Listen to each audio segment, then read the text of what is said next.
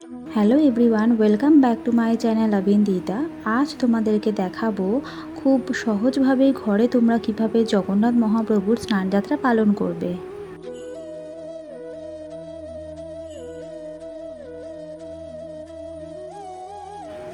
Step by step আমি তোমাদের মহাপ্রভুর স্নানযাত্রা দেখাবো, যাতে তোমরা খুব সহজভাবেই বাড়িতে তোমরাও পালন করতে পারো। আর কিছু ভুল ত্রুটি থাকলে সেটা আমাকে অবশ্যই জানিও, আমি সেটা শুধরে নেওয়ার চেষ্টা করব। এরকম একটি তামার পাত্র নিয়েছি, আর তামার পাত্রতে আমি আজকে মহাপ্রভু স্নানযাত্রা পালন করব। তো এখানে আমি 8টি পাপড়িযুক্ত একটি পদ্মফুল এঁকে নিয়েছি। এটি অবশ্যই হলুদ চন্দন দিয়েই আঁকতে হবে। এখন আমি এতে তুলসী পাতা নিবেদন করলাম।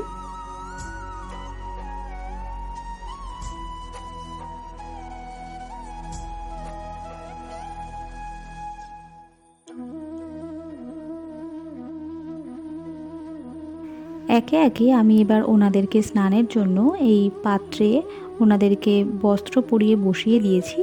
আর তোমরা কিন্তু অবশ্যই এরকম গামছাই পরিও, যেহেতু এটা স্নান যাত্রা, তার জন্য বিভিন্ন ধরনের গামছা পরানো যেতে পারে।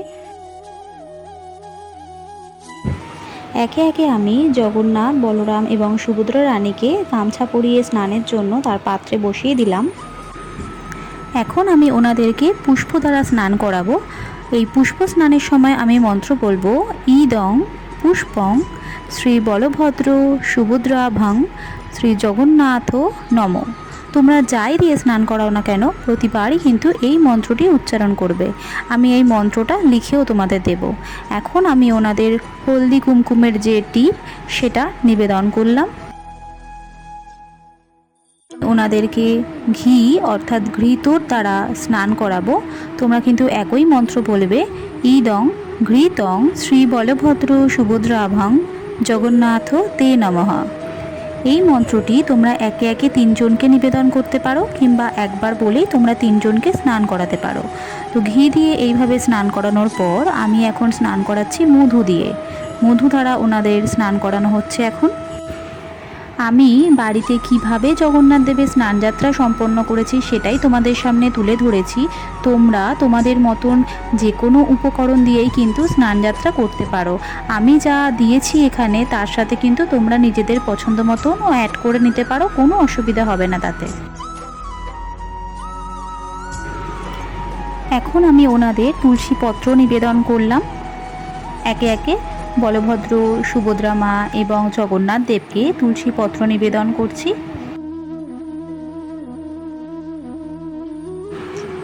এরপর আমি ওনাদের এখন দই দ্বারা স্নান করাবো, অর্থাৎ দধির দ্বারা স্নান করানো হবে এখন জগন্নাথ, বলরাম এবং সুভদ্রা রানীকে।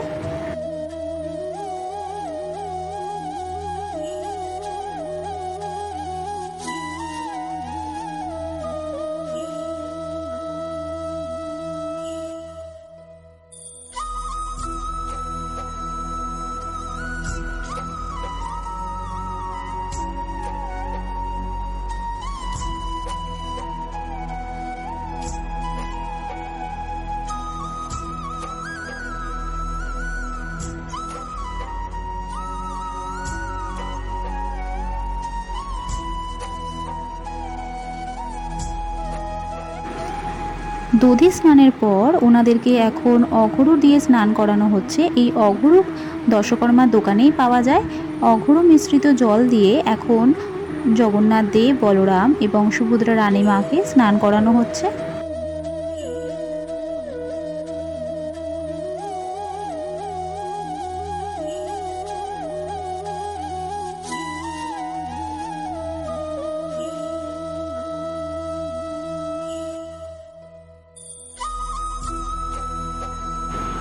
এখন ওনাদের স্নান করানো হচ্ছে হলদি কুমকুমের জল দিয়ে। এই হলদি কুমকুম জলে অর্থাৎ গঙ্গার জলে মিশিয়ে আমি এখন স্নান করাচ্ছি ওনাদেরকে।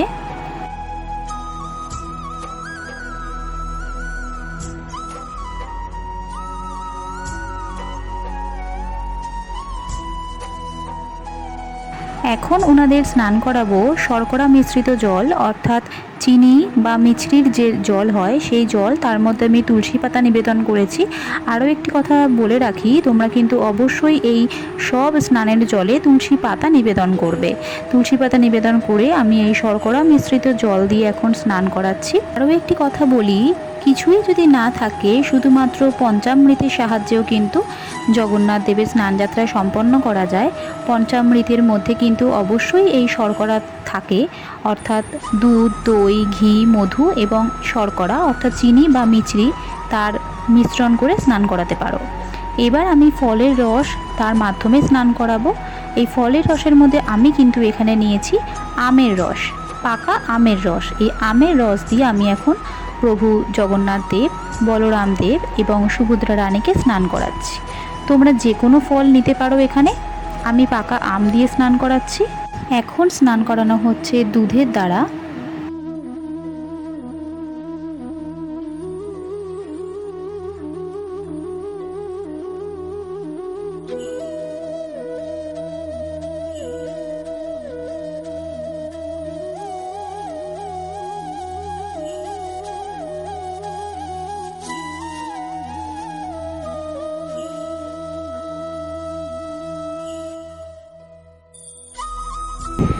এখন ওনাকে চন্দন গুঁড়োর দ্বারা স্নান করানো হচ্ছে। আর এই স্নানকে বলা হয় ধূলি স্নান, অর্থাৎ উনি যে দুধ, ঘি এইসবের মাধ্যমে, মধু, ফলের রস এগুলো দ্বারা যে স্নান করেছে, এই ধূলি স্নানের মাধ্যমে উনি ওনার শরীরকে আরও বেশি পরিষ্কার করে তুলবে।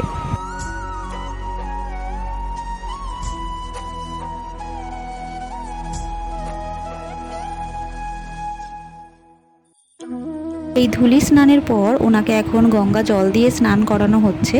আর এই গঙ্গা জলেও কিন্তু তুলসী পাতা নিবেদন করে স্নান করিয়েছি আমি।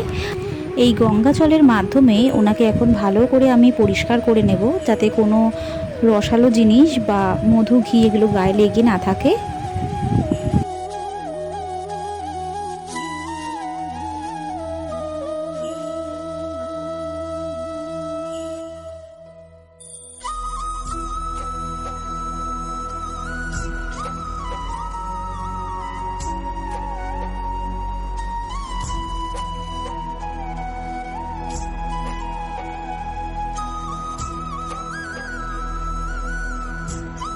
স্নানের পর আমি ওনাদেরকে একে একে নতুন বস্ত্র পরিয়ে ওনাদের আসনে এখন আমি বসিয়ে দিচ্ছি।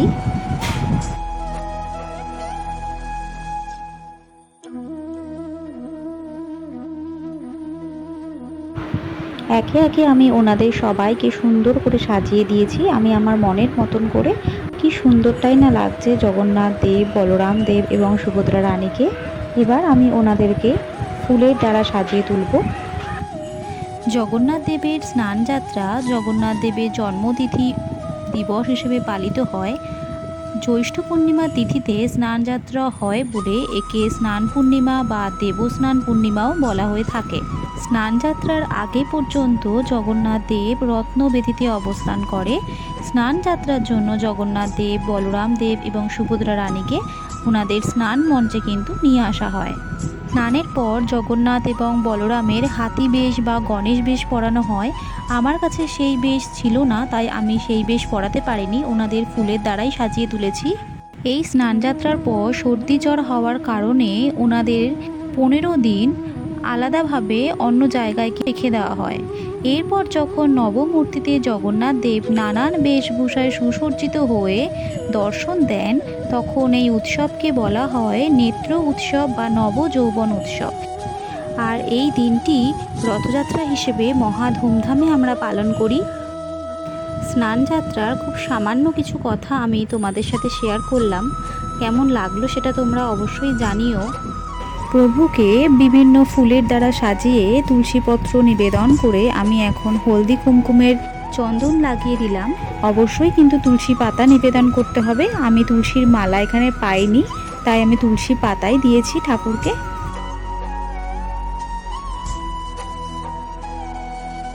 ফুল দিয়ে সাজিয়ে তোলার পর আমি এখন ওনাদের আরতি প্রদান করব। প্রথমেই আমি ওনাদের ধূপ দিয়ে আরতি করে নিচ্ছি। একে একে আমি প্রদীপ ধুনো ইত্যাদি দিয়ে আমি ওনাদেরকে আরতি প্রদান করব। তো তোমরা কিন্তু এই ভিডিওটা দেখে জানিও যে জগন্নাথ প্রভুজির এই স্নান যাত্রা ঘরোয়া উপায়ে তোমাদের কেমন লাগলো। তোমরাও কিন্তু বাড়িতে জগন্নাথজির এইভাবে স্নান যাত্রা পালন করতে পারো।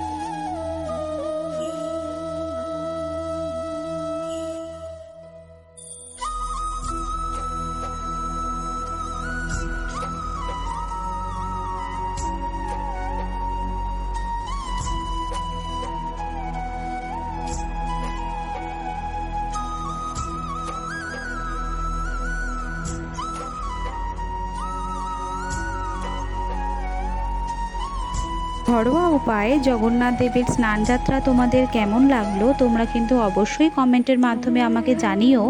ভালো লাগলে চ্যানেলটা সাবস্ক্রাইব করতে ভুলো না। দেখা হবে তোমাদের সাথে পরবর্তীতে একটি নতুন ভিডিও নিয়ে।